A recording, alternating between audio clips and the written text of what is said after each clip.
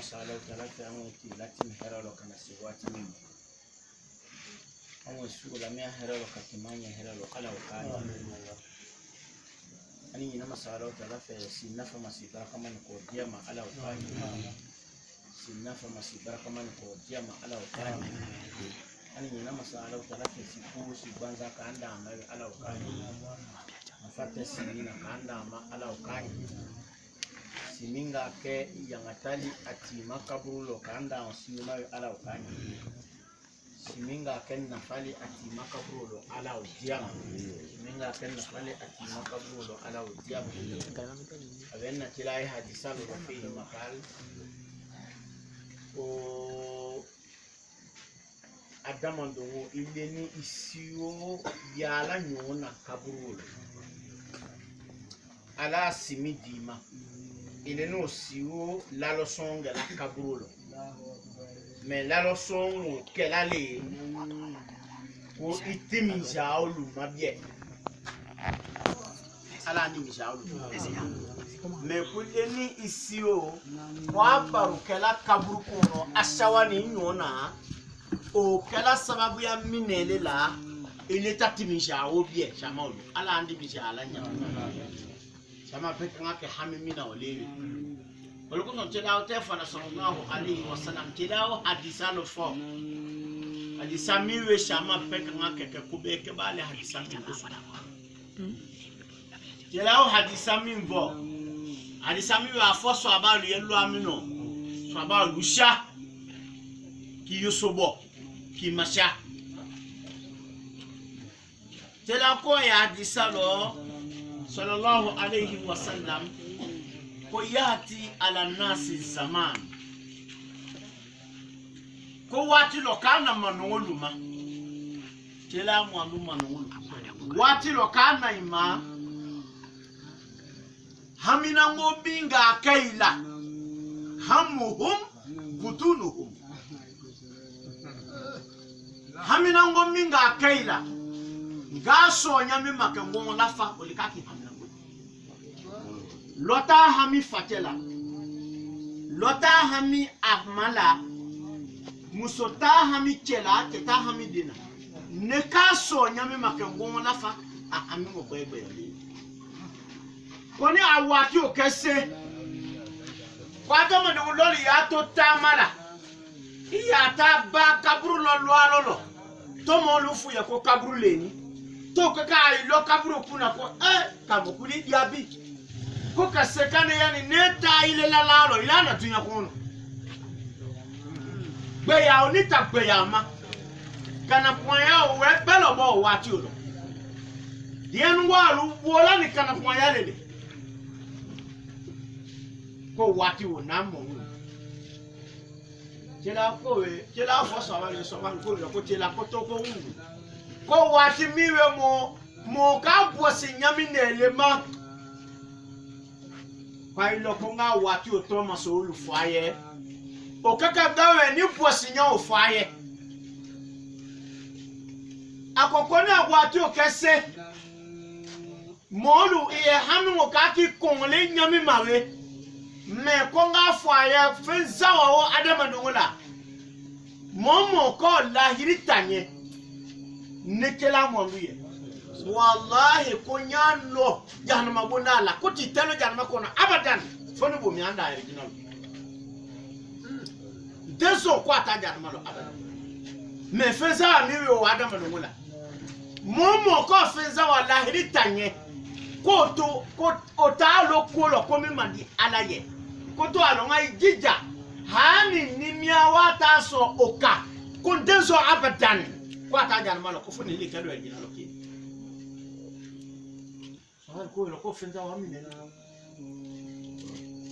كمن حفظ الرأس وما وها كوكموه فمينو لاديه مومينغو اولو لاتان كوكي والبطن وما هوا كوه فمينو لاديه مومينغو لاتان كوفيا وما بين الفخذين ani mominga fenata femi aworo fi ani nyonje femi we amabi afeno femi mandi alaye awe bi afelo lo femi na di alaye ko ne chela ya no yergina bo e jana bo na la si ni keta ke ko ti kete jarma lo le ko denzo tum fone ni merka lo ya ke eti ka me ala ba la ba ti kete mo lo ri na lo ku ka feza wa mi o la ta samalu ala ta no ya ala ta no ya ko ka kumuni ko no fumu la ta nyao kumwelo nyengo kumwelo ana ya gulo ya mokakani ko monta fundi amo maka nyembola nyengo kumwelo momo ki nyala mvela ngo ka nyao ka bia koko ka ila igija haramu na kele kuwe kumula tane bi afangi ngo lewe ito tabia komalo koma mi haramu komale Pasal haram koma kafane apa ko minele haram koma le haram koma wa siame apelo kundi bawo minele asini ye baragba ta la foka mo lu kofo kila wa fo mo le yo ko ka mo lu sini zo sallallahu alaihi wasallam ku mo lu kofo la ni ka se fa ye kwala bi atu yo nda baragba ku yo fo ye ni ka lo ye bo ta so ma yiwi bo no yangata minga fa yika yangata ta fa la lo ko kesa te Pasal yang kata ukawa ko yang kata lele akai akakai basila akile mla mo sini dia baru kalalo ati mo be fa abemia ele mizini ndeye no ne malo fole ele kwezini ndeye gogo ni vato osili le kuno ala sawe dia mala shamba ala makuto donc obomo lo to mini fengana lolo femi haramuli Lao kon oni niango ni marafongo latan chela so lo anomige ke to fola tellement ko fo ke beya hani kale bu niango la ba kamia ko ngwen gari masa alala momo ke femi natan ko denzo abadan ko ti yalo jana malo ke niango mi akela bo sama to lo fa ko chela ko niango taminele jana malo lo Jangan lo selama ni le nioma jela ko lo ko wika kuta karamale ko eske mo lu ka te jana malo yumu minu koso ni nyangi tabola to odie fitna biao atakalo gwela bari ko foli o kalo gwelela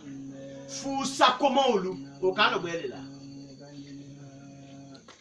albiala ni mani adiam to iwe mo lo ise la ko niende kumala iwe mo lo ye badenya dia ni makuma ko ya badenya waji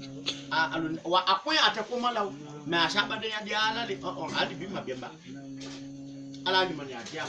ni o tado la le o bele shama olu ni o tado la wa bone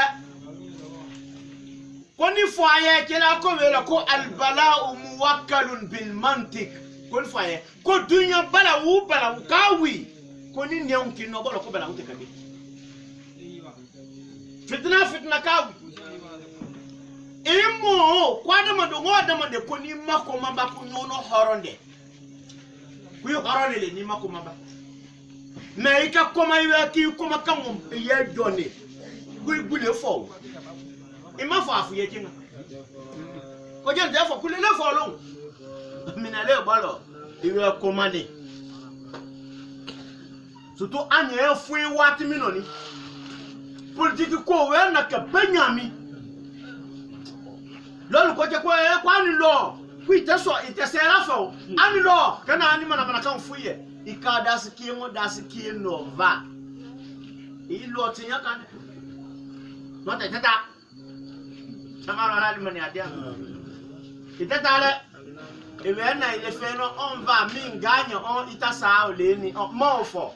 tomaro alo awukanya elo awula teneli monfo wa on gami diama valu an voter on anya voter tu ma voter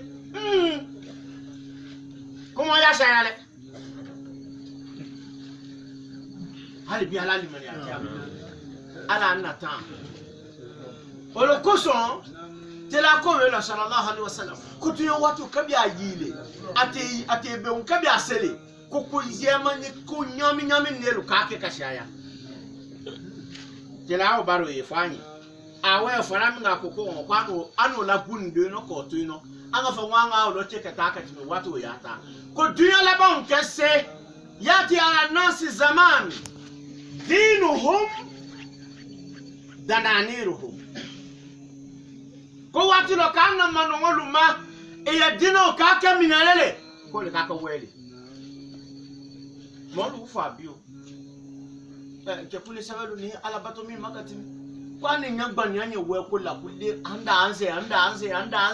atekamwa ya to komano la olungu koma we fafa no kilo lu nyami ma dene ko kwa le kilo la tena je ngono ate kilo la tena je ngono logo ela ko ko kilo mi la te ko jana ma la fele ko we ko ka wi ko mo te jana ma ko ma fa alo parce que we nyimba bebe tu sini jana ma so kani ngo subhanallah ko we nyimba ba si jana ma so kani ba ile kene we nyina du ngono mo gba te nyina ko ni kafo ku ita haramu ofe ko halala osun ya ni we se mo ni kuma ko fu haramu we ni abi somo sa watu we se we na we lo le kamo toka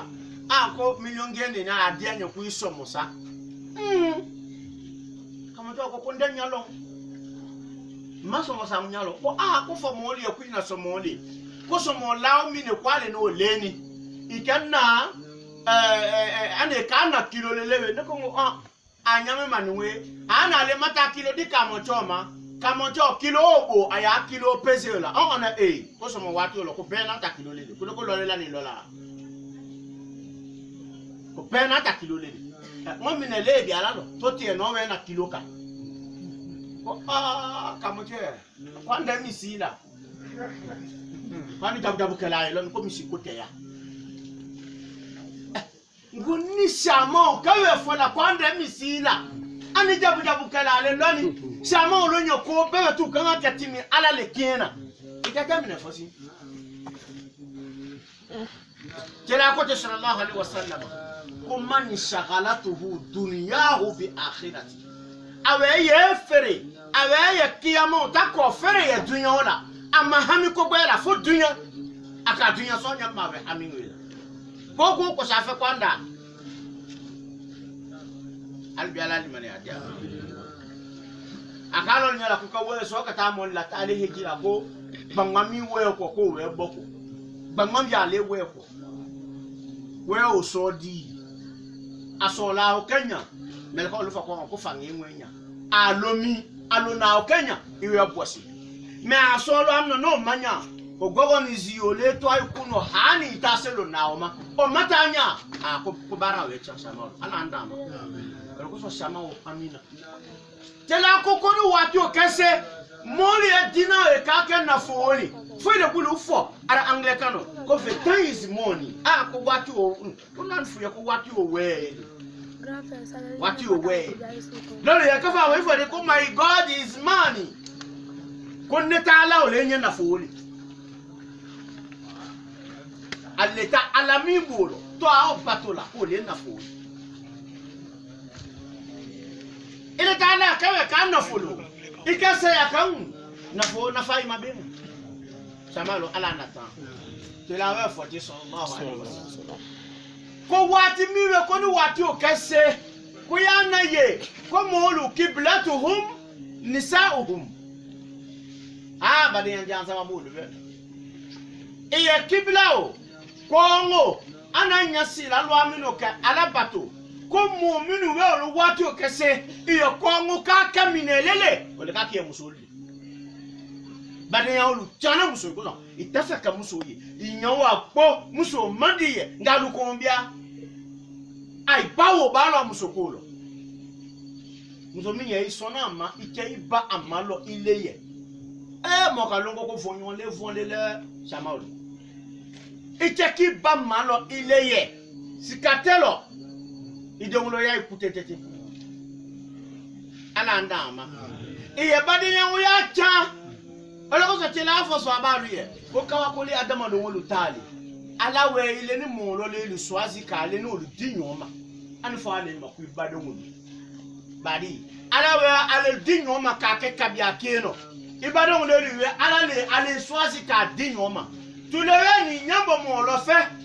et le mo gba choisi ka no fara ita mo luka ko do bo ma olo et le mo mi choisi we iba ola fisa ya katimi mo luka ala we mi choisi ou e badenya e chan fa ma ko badenya we chan chamalo ala limani adi amale kwa watu kase bebe tu tamuso kase la bonale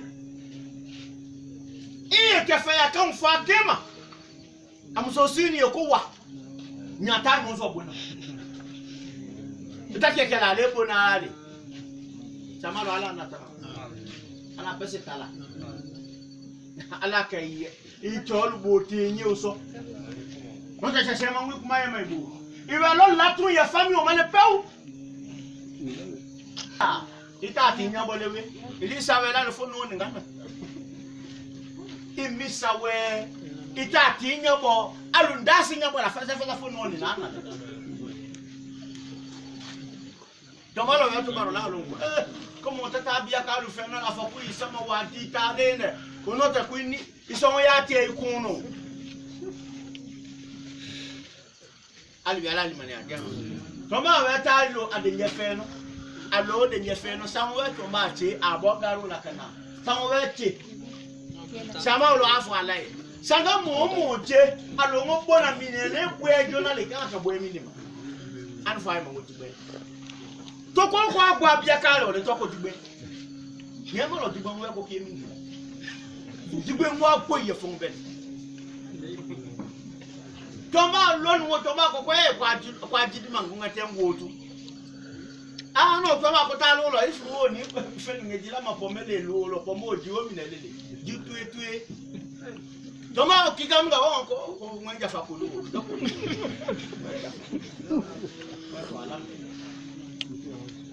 imi kwa ba mo se pomo la kala akanje ma fa angonya ngo sinje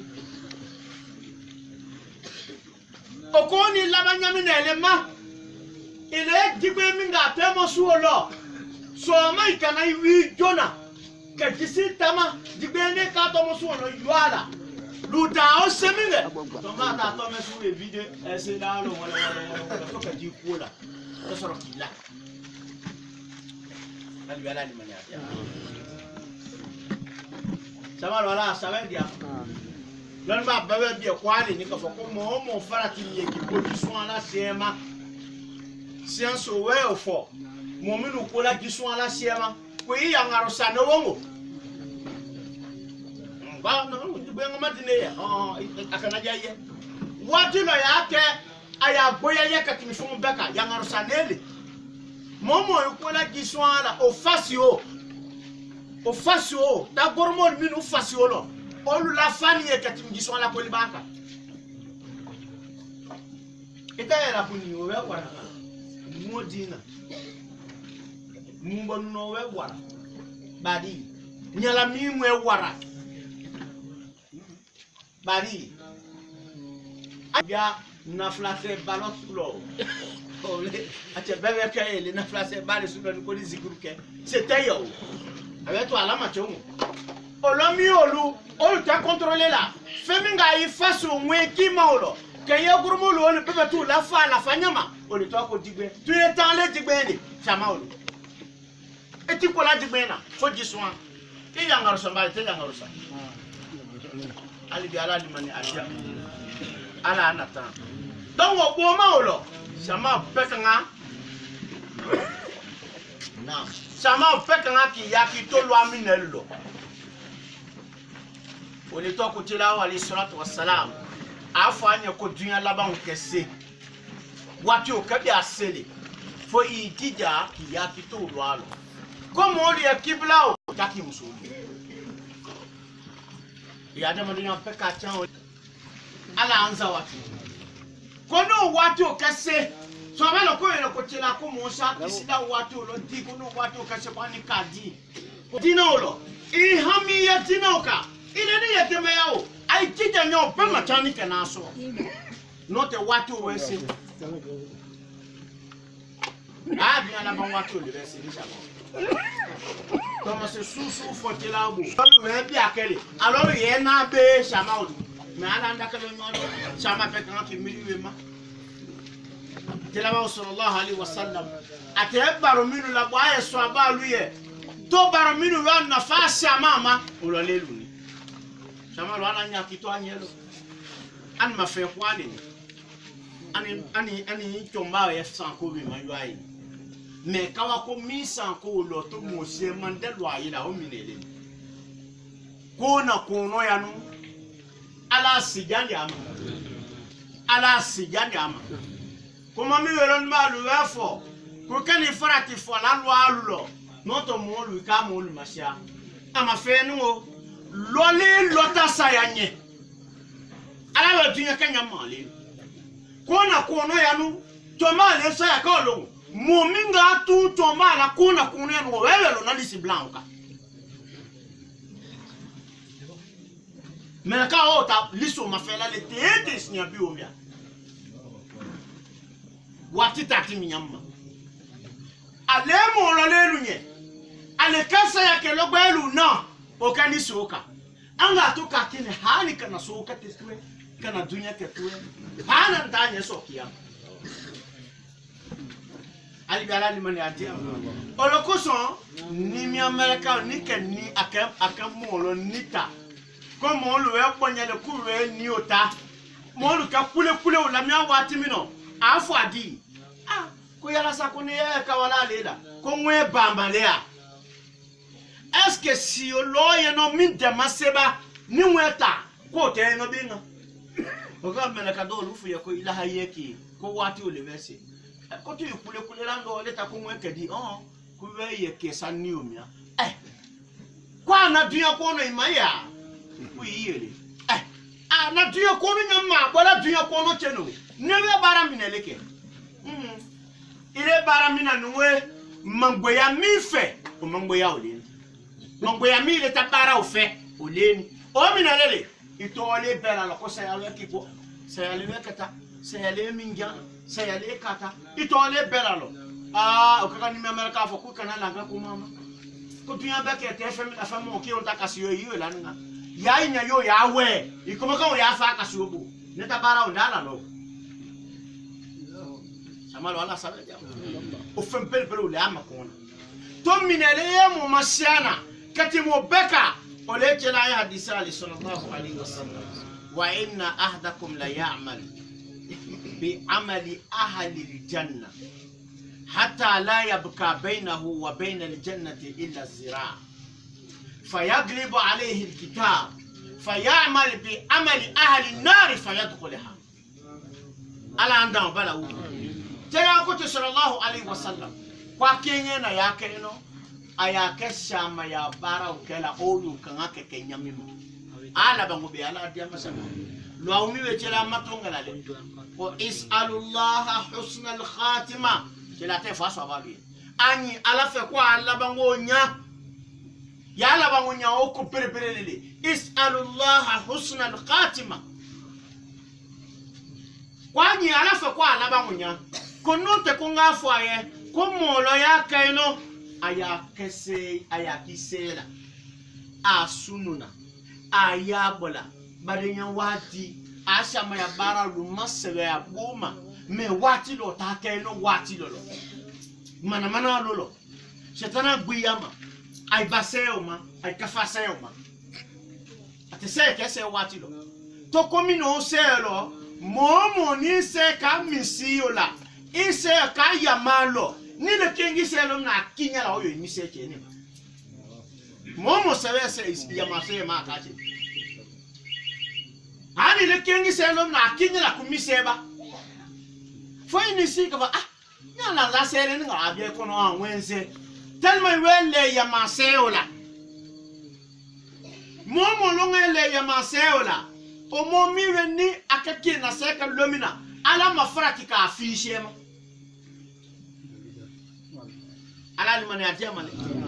kwa nyami maulele shamaulu ala sawe kanyi ala bonya kanyi shamaulu ala batu dianyi como miwe ani paseoma comment ça te sert ka lere la to yo so kumolo yo sele fa gbe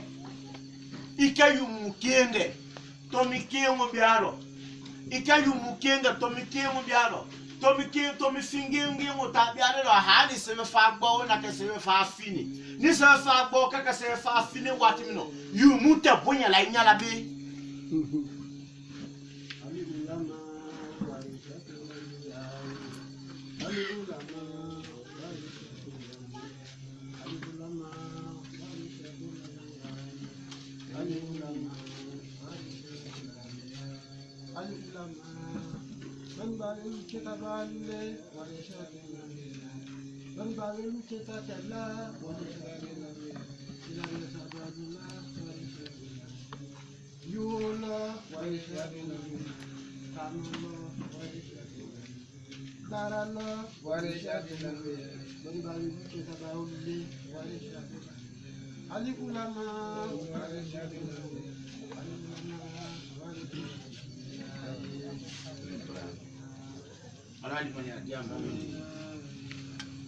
ali bi ala labangu nwa diama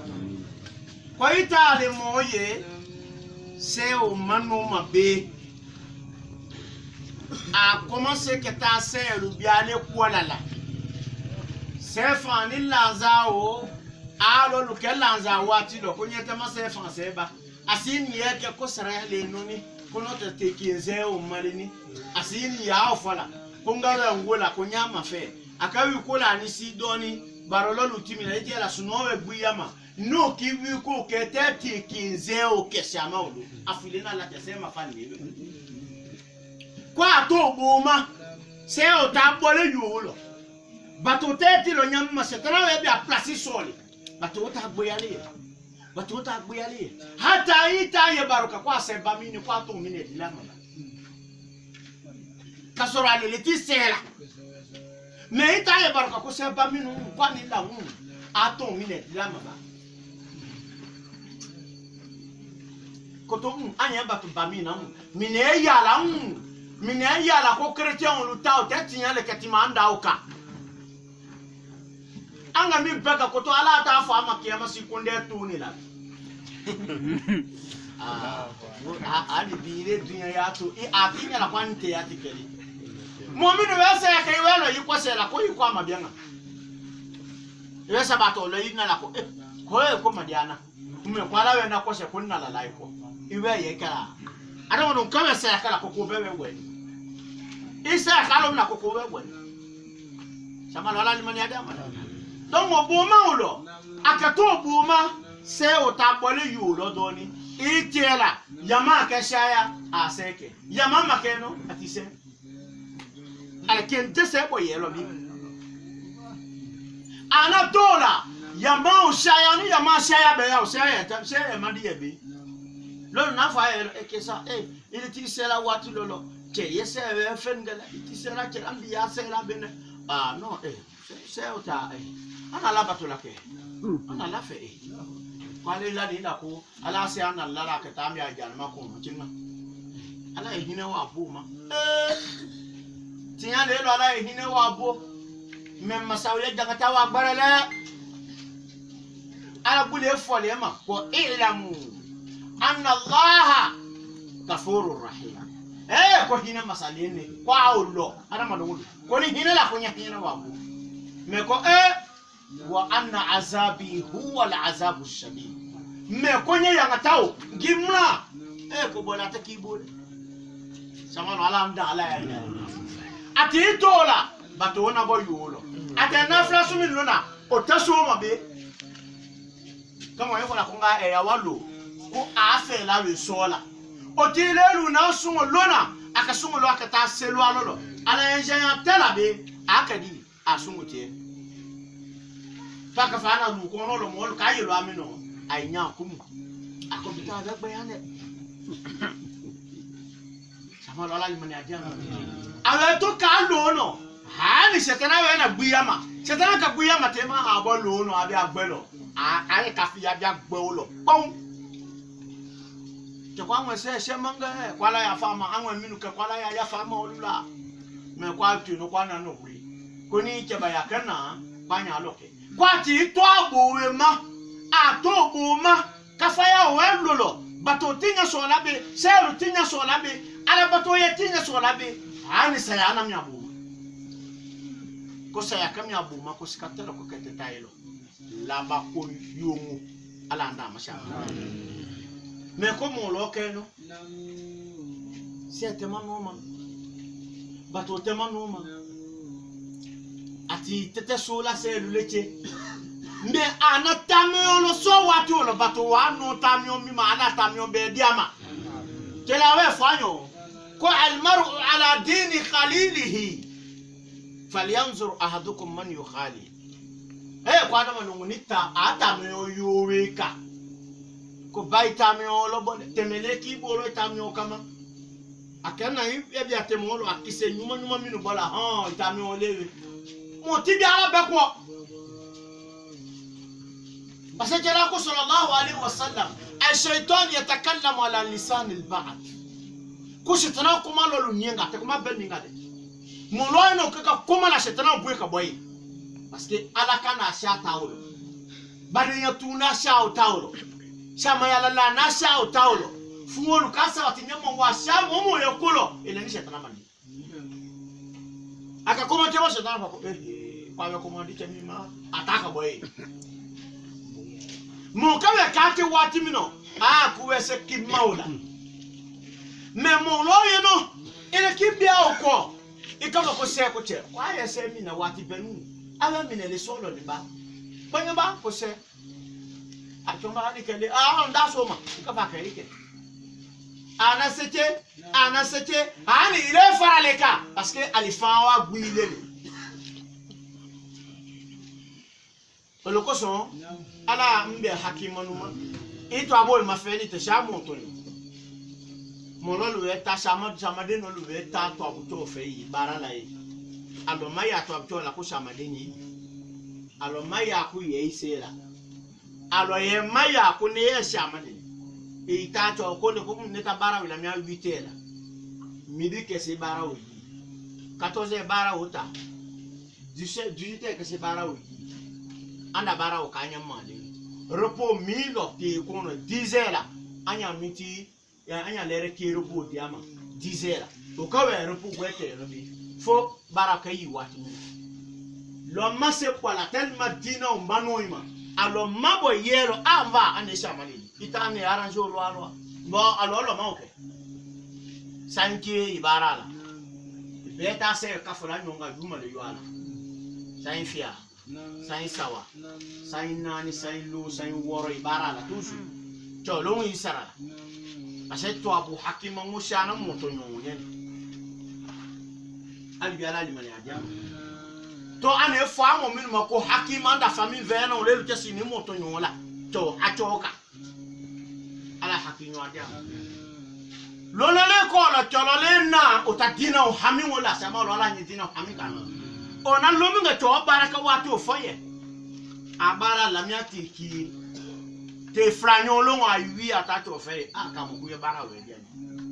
bara watinya me ne shamale ne we mo yo lo le la lo to ko se watu kese ko te shanya la mu mba foni se o ke chama bebe o cheni se watu kesa ma ogban tange maseke ba fasu te so yaka akofino makingina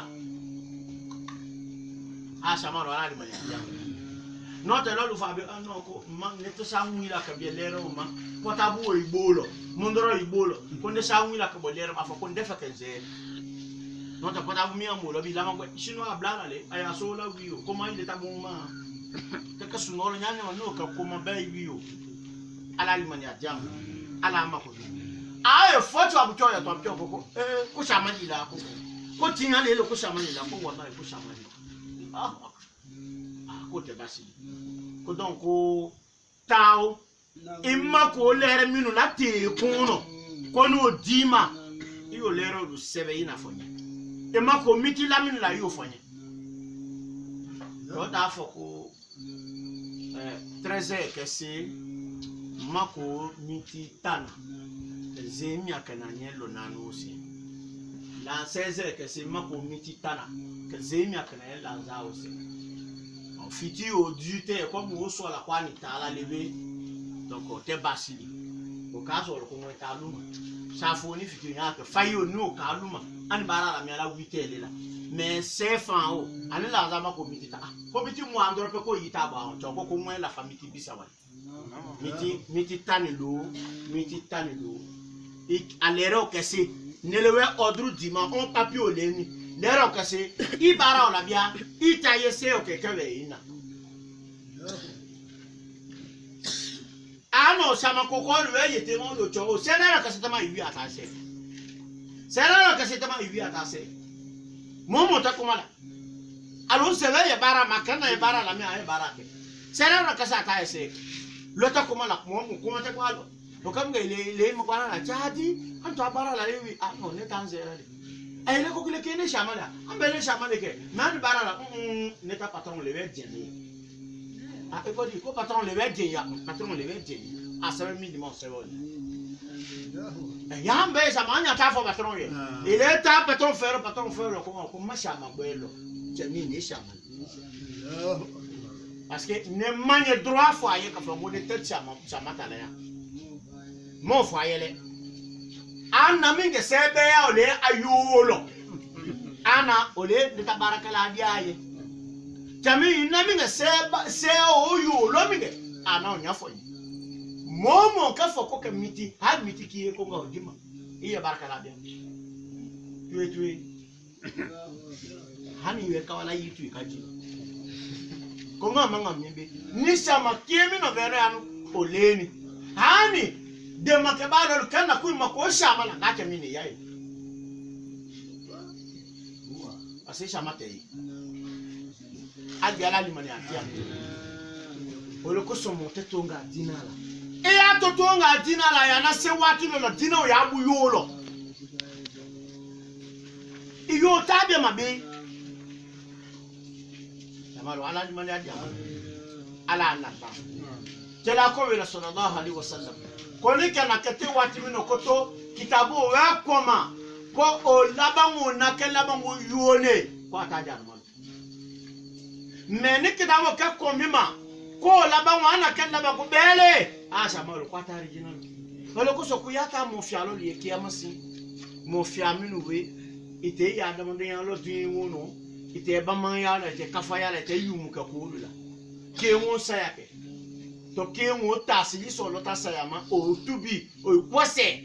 amana ngana bela bia mi ndelele ke sama sa ko lo dunya mi nga wele ilo ana ngose ji haki siwese o kwose ke keshamali ai kwose ke kalimani amole to ke sawalo limani amoma ko kiyama siku ka te cho mi aku itale erjina ko ateja ko ne mi mbete burukire lo kwa ta le erjana di koto akadita ko ne o pete burukire lo kwande ande yo kolu ka kienele ale yeten diema na nye goni mo lo shema koto kwa ale ta mi koto ni ketem abeta lo akinlo o ka mena ka lu fu ya ko dini se ya ka jona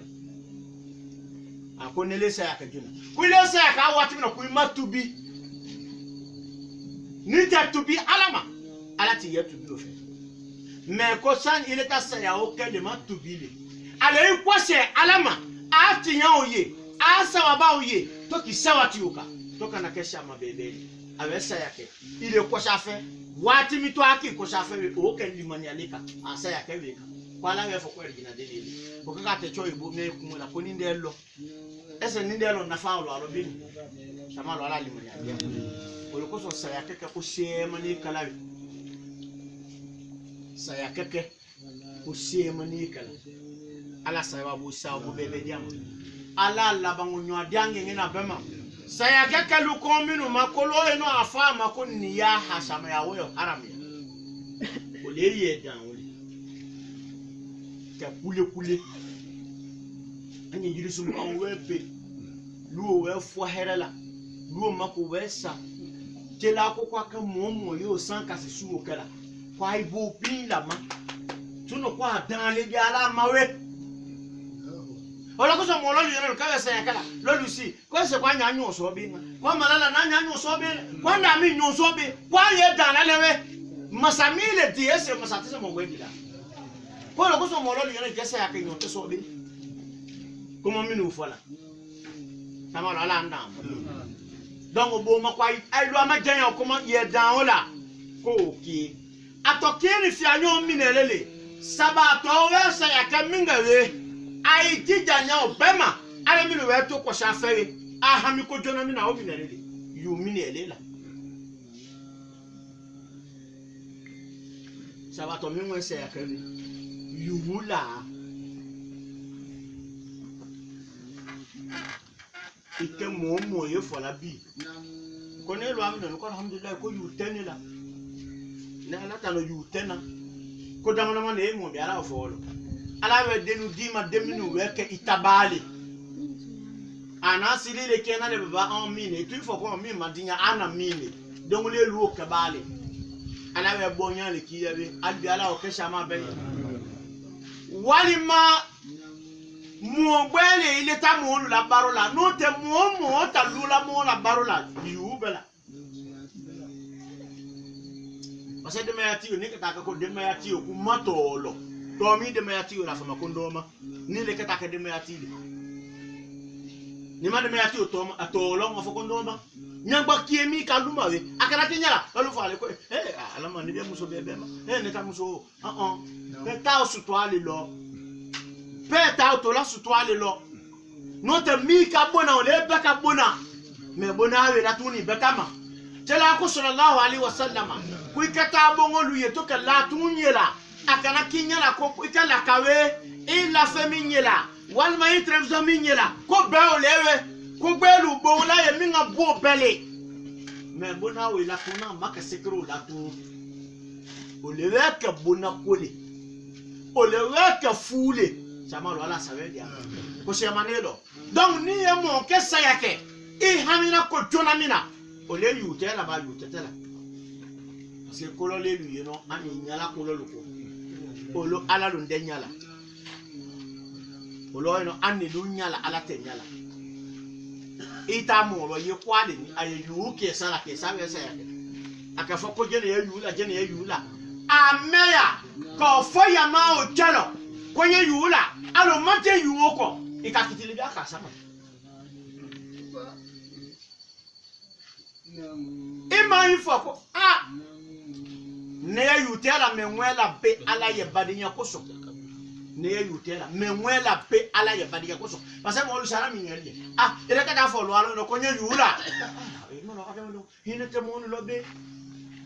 mo be lani sayalo abe sayake abe dingi luto yam i alamia ko ye yuo itemi alama ito ko luto yeno tinga ateto yene tela wai baisela mo madasi nani koso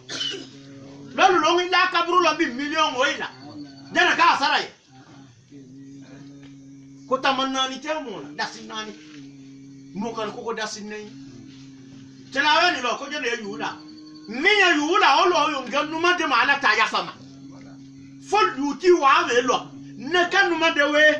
masawtana dena fo ne la jafa ofo tela adas nani nani la lonola ko ka koloke ko ka asara me asaya kani amasara ne das nani la tela ko barakallahu fika wala ka bayede ali sosila ile kuno gbe amini ala ngiye parce que mo courage sur la ka fo konye yuke salawe shama olu atiwe ko balekawi ale kana ye mo yune mo bebele yo afeke hinela shama lu kana ke hamimi na ole koye yula koye odasinani kela ko yo ko kwa ye mo lo yanga aye mo maso minene ko so shama yana ngwali iye mo luwe ibailo kuwe ke shama le mo tifebe kuwe ke shama le shama le lu tenyo ndale mo maso mo mi aye mo le ko shama lu kwa bado mo le lanini odasinani yula kwa di jere ka ye yu sara yuti yo tese fala ko mo yafa badi na mayafa amayafa kela ko jere ka abado mo ya yu sara yama ko tuitui kela ko dasinani ne abado mo na jere ka yu sara kwa ni we maka mo mi mo ko jere ka ilo yu ola o ka ni bole kana ka di otikana kwa le fasi wa so nya ka bulu mo sima kuma Tela ko wela ko bo kwa na efe ta katali. Asinani kundezela moma dasike yumo. Kwa na takatali. Tela ukwalo minga yu atela to doni yu mandiwa afa kundewe yafa tela. Ngoso yisema. Amanfo o kam nga sat mona bi wakas ko yo ko ko tela ko ne ya yu tagarana. Che iya yu take salabi anila ne ya yu sa. Kam nga tela iko se ko mo weso mo minwe yu garantita aisema. Sawal ko ko tela itewe tamu nga ande la ngwitu la kwala e ko ne tanzema. Kunde we talibu ne tanzema feze. Kuni le misema kwa ne kakuraji so kanzema no kwa le teti se la mende le tanzema. Ali biala ni mani adiama na. Ala sawe diama. Dongo sabato o ayemu kese yake hamin jona mi kayeno aya yuwi ile mi nye yuwula. Ikanga ki ye déclarer. Nye yuwula o. Ate wapi senya na watu loko somo wati keso. Me komi an eta yuko sikama ko shayala. Yuwo tata sutwale lo. Lolo te kwa nyele fu ile mi dila ni mi miala. Ala ensenya lu tewe tomba lobo. Amba olu ala ensenya tewe ibo. Itata manganya ko suolo. Mais ane bité mi no ikoka me ko où sont les papiers? Crédit là où est papier? Non, amaka papier le akala na le lanaya. Affaire de l'argent c'est pas lanaya Imana severe keti plein mi. Ola lu tola la male. Mais afule na la te yuo la ba yutela. Ala ya dafa mama. Ti la wi paisera mo ka mo mi dasina ni wetola. La mano la sabedia. Ko shaman shamani yu safeola. Ni we me akafo yamaolo. Imagbala luma. Imagba de me la luma. Ina dongolu la si. Ifu ya shamalo ai haketwani. Mase fola ya malo se parce que bete ya malo ko famuna mo shamane ka ya malo tena ya ko malo famia mashana kwa kaka ya malo we ko komi kana koni ya malo ko makino lukabo aka fitna le wati lo lo kwa le ka ye ale ka ko makaba nyina ko shetana le ko malo fola ataye ko jene ya fota ni se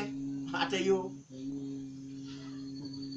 ko shetana le ko malo fola pour que fitna bi asama ni ngonje kwa kale ngela komo kwa fo ba nyi kala bo atao yele ana ya kanya tase na kala chetana ka boni jene kase na kala ani se ko kala ko kimino le auzu billahi minash shaitanir rajim ana ule wal mai sema ki wal mai ala to ala la ilaha illa huwa fo ayatu kursi ko fo ole lu mo sha chetana la komino ole hali bi ala limani atia so wa tole we chetana ye ki barolo lu no la a chetana ye minge ama ya ko jene ni ko shetana liwe o ka wati mino mumba lo le bolo fulo ko ndalo busu ba atam nga mumba la wi shetana ma fe ko ka mine ke ko fe ki busu bi ko fe mino ale bolo ko to ale shana ni mara ma fe ngom mara ma fe ko site shanela ko lo soa to mumba la yi mumba ta ka ma ko pen ko no ko te shana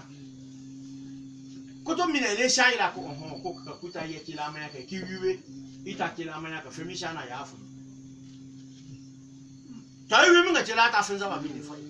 a'udhu billahi minash shaitanir rajim bismillahir rahmanir rahim ayatul kursi wal ma yisema ki ko li sha shetana olonga yola katimi bisani munga sama la sabedia ala ni manya jama ongo buma ma se fala ya ma tema mina ko so fitna kana wi bete ya malo kuma famna mwena le la sini we ko mi de ne na falu atate enve won man ne ta fe chamalu foni fodi ninga to gono ko mwe ajamba mwe afajamba zama tata bien ni le to ma ko kawe iya yuta baba la bemu iya yu nera ba mwe soma wala mwe faye me ala ya mwe jafa Chamalu ala sawe dia Chamalu kanga ke hami komina olewe ko sa ya lo lukala lewe asani fiake ati ye yukoni aweti mi lo amena kele ko lo abelo tabara bele sura san ya bele sura badi ona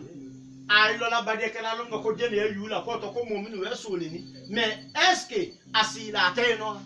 ama wo ya sike ka talo alwa ama adama ne ya dale ni mo luma ama silu alwa ane kila fa sallallahu alaihi wasallam ko ni mo lo kati sawa ka lo alwa ko ka fa talo alwa no ku ya fa maleke mo lfe aya fa ma nataka ko ngelo mo mina ala fa ma mala vi madama ne yale sili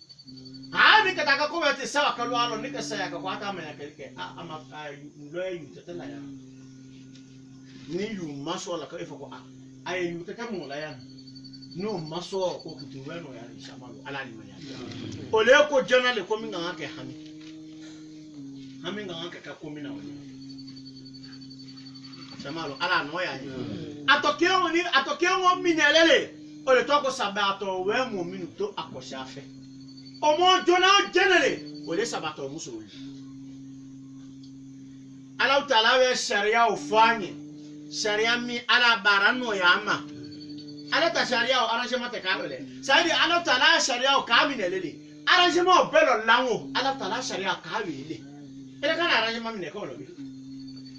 ala fa ko kaka we asina ni ta so mi na so asa kilo bi selini ko yi shefa ni lanzani safo i o kalo flaflan arrangement ba ti mo kan lo flawo ka yere bo la bi afa ko galo ke ngenga ala anda masa maulu ala sabe jama ala taala we awe adamo do ma fe ko mi nga no adamo do ma katimi ko peka awe we di adamo do ma ala taala lo lanyi te ko fo ala taala ko be ko voye han ka conscience o we developer bi awe na ko lo kumuya ama fe kwa de ni ala taala we for di walazina yutawaffawna minkum wa yazaruna azwajan yatarabbasna bi anfusihinna 4 ashhurin wa 10 ala kote mominu wesa yake ki musulutoyi ki musulu kadi 4 ashhurin kanani wa 10 anitita ulikala anifwaye mango fianci kama wala sabe jama ese fianci o ila mi ana eluma ka konko chama amana ba fianci teye me o desa infiale chama ya tamana minga ba jahiliya wati o fianci teye sa infia mi o kono musuti kula atekwese luna a loyo nyena fe atasuma ngodila majani no lela lon ba refo ko sanfi atewe ni ka ko muso ya fi awewe bi ikata muso labo fani mi kakana ko ni ko fanu ko kana ko bi daba lo kuna ko daba tese ya ko lo alote sanfi afa ma ko ji amalo sanfi afa femi ma ko masi akelo aya fani bo vani no le tala ka lo bo lola mo tayela ala ni mo telo mi ka femi samaya na mi samaya ko ko ave mi ngebe ko ti ale ne sawabato ala ko di 4 ashhurin wa 10 kana ni tita arrangement te ka olole kuina arrangement ke kana ni tita mo lo se ko la yi kana kete bina nini walma kana kete tanu wom yale walma kana kete sawari ona shamaya we arrangement la ngedi mani même ne ko so shamaya oke ala fo wati mi na manya fo wati olo badi afo sabari yo kwa ke olu fenenike itekela nyami ma abara o na chene ko shama lo aketini minele ko so ama fe kwale ni ala taala we cho jimi cho fasila to afama ko maninyi mani mi we fe mbaraka ni nelulo ni to abolu arabulu fama ko dudatul banawiya to abolu ko globule bleu wal ma globule rouge o minu buela de ma do yelo we cho tawe a kanani teta ne kala fasuolo kanani ne teta ne kala muso fasilo ko masaya keba kanani teta awe ka muso fasilo ko masaya keba ni tegbe jikana nyamila yangaro ya muso mia sama ya non tefa ko tora ya ga man we so afasi wolo kanani teta sama no ala limani adia man hatta to kana fo ileye ele mi funyi mbali aselo ta se adia la lo yelo badi hali lo to abaro da ko no ko ngote makian ko nele yang ifo adiwe ngote makian nele yang iso so anya che ne anya kito abelo iko che yinya la yo kuma fola ifo adiwe ngote kulata ko nya kitu ndo sama no ala sawe dia ala limani adia ala luke baro gbegbele ala kana luke sewele sama tenna tala abado mo yesa ya machi ala limani adia donc sama ya we fodi koni momo nike sawe sayake amusoloila adia fuboma ukana fo ilala kana nite tampona kafu ilala nika fu ilala we haram atakile musolebe sana ana munda nyobe bari sana ana nyongara ko jena we ko ke sana ko nyansu ya nyona su ya nyona te musol ma we dinya ko no ba asimi yola sha ma ko mi yolu ya ngono fisa ande ba sinyo ni sinyi ne ande ba nya lebe de ke no nga urugu amanya lo me o le wa ngono fi o le wa ke mo lu ke ka se wa oluka foka fo alo afono ma ko se wa matadiani asimu yolu ya ngono mu simu se wa we wara similele de on polo ku charge ko lo ke ye ku ma ke so ibo de nemi abo samale kana be ko lo ama ala sabe dia ololu wa mo ko no fi no pete hamina simi ko le la jona o eta mo ri ake ka se wa ku kan me ko simi olu wa mo ko no fi be hamina se wa matadi anu ngola ye lo bi koni kata ke ko to ma ri to na bossa wa lo aveti la villa la bangola ile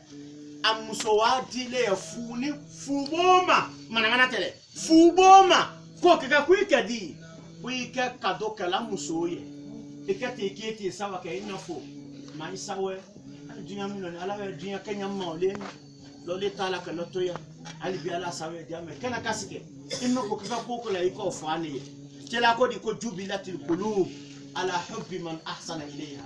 ala we jusku me mile ka jusku karaba ko mo la dia ya mo minya la kata jusku ma hani mafu ko foye fuko akana kana ni tetan kawe ile kana lomina kana fuko ma foye ile place lo so na kuma fo ba so nyen wo lusa ko dingo mo na pata di kesama ani so misilolu fa inale a misiolo le inale le chama lo kana tena ala ko le ya munye kana difale le difatele ko emo na ko so wo ferela no lo lusa ni ba ala na tani iyo lo lusa ko dingo mo ma ta di kesama lo ka ina fo ma isawele dunya mini sawe iko itabo kolo awechan isawele kani yetro kasibela ala we wati mini mbado ma le lekeni o ka ke sani kana ni tetango awe ile place so ba ite place so me koni ka fu komo boy lala ko we haram ya ma takile musule ika fu komo bulala awe haram ya ma takile musule sama ya we mi fu anyo le kana ni tetan to kana ni tetan kono so ba musolu ko bari so habiya to luke sena bakar de ota musoluke sena usman ta musoluke tela ba sallallahu alaihi wasallam wasala ko safa anyo lukau bari musotaka la hojo le samon fo akolon ko bola toka musoba mata jani musoba mango ya ndolu tako olu atako la alo kalam ya ka kwela mvingo la muso nyala toka kunya anya ikunyala ka kunya yo kabole valu ala wana yale le beonga seni ese ya kabia nyoma o kadi o kunya yikabo albi ala mani ajama iwe ta fonctionner ko lo muso kula a o mandi ale o ko mo baki male alo ko so ko ni sharia tele ile no mo te sa no mbi na ni sharia te ko le ele ni mo te shanyo mi na ma ala ni mani atiama ala sabe diama eta muso kola minga tuka kwela mya anyauma ka feno ke kuno kota akokuno kone tangula kwela mfumula utu akuri kola kwela mina kona odiama ana ya luxi ole ko luxi ana odima ifu ko ka